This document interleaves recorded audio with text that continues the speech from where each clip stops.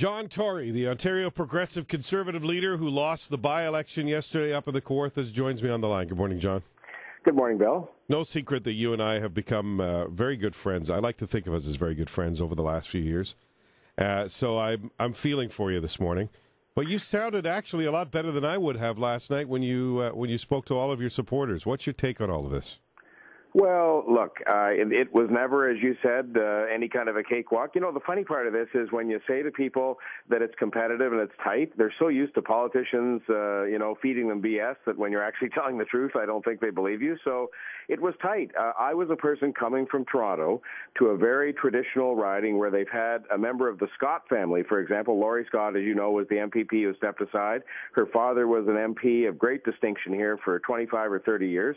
I was coming into a situation like that, and frankly, the issue that we spent more time discussing than we should have at a time when we're in crisis was about the process here, about the by-election and so on, and that, in the end, I think was what caused me not to win the seat.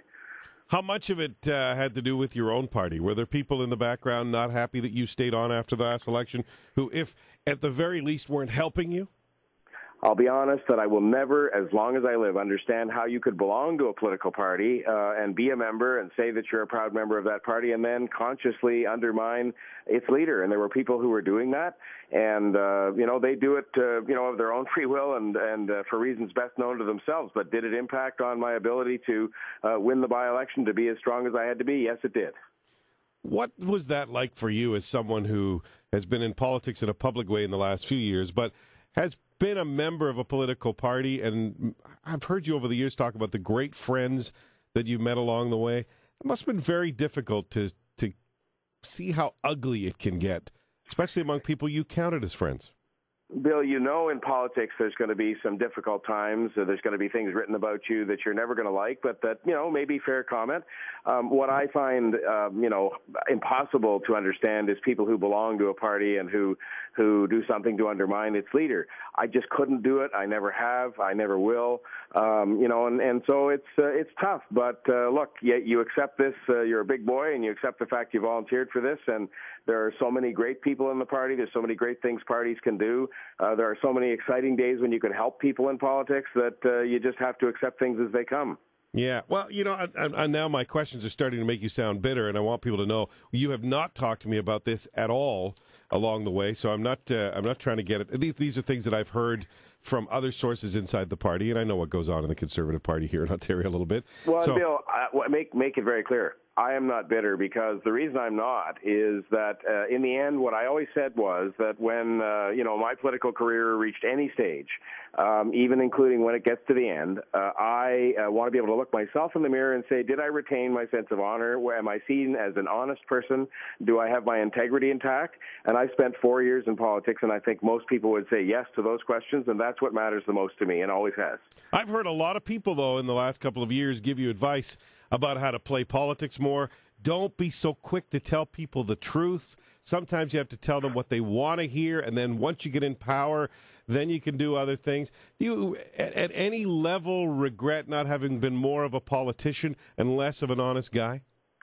We're in the mess we're in today on many fronts because, especially with the disregard that the politicians are seen in, because they haven't told the truth, because they haven't leveled with the public, because they won't have an honest debate about what's really going on and what really needs to be done.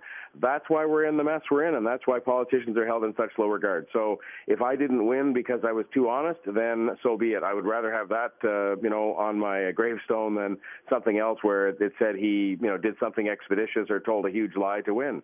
I haven't asked you on or off the air. We've exchanged a couple of emails this morning, but what your future plans are, because I respect you too much to do that. You have a news conference at 2 o'clock this afternoon, and you know me. If you told me, then I'd be tempted to tell people that I know. So that's how we try to keep the professional apart from the personal. It's not always easy to do that, because I took it a little personally to see you lose last night.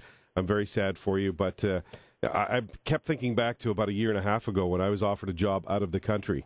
And can I just talk to the audience for a second? John Tory is the most balanced human being that I know, and I mean that. He's a smart, incredible business person, great mind. But when you sit down and talk to him, look, I've got this job offer. It's a lot more money and it's a lot more prestige. You had a lot of advice to offer me about contracts and what's the right money and how to put money aside for my family's future.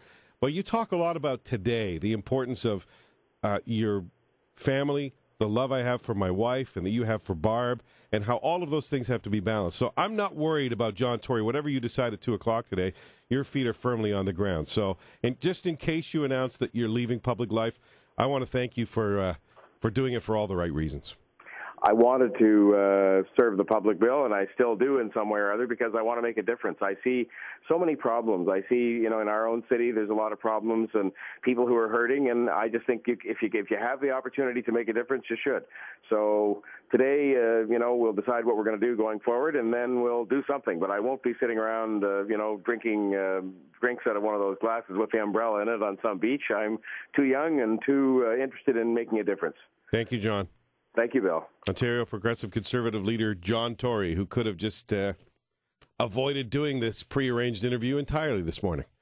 But I knew that was never a possibility. It's 6:14. It's the Bill Carroll Show, News Talk 1010 in Toronto.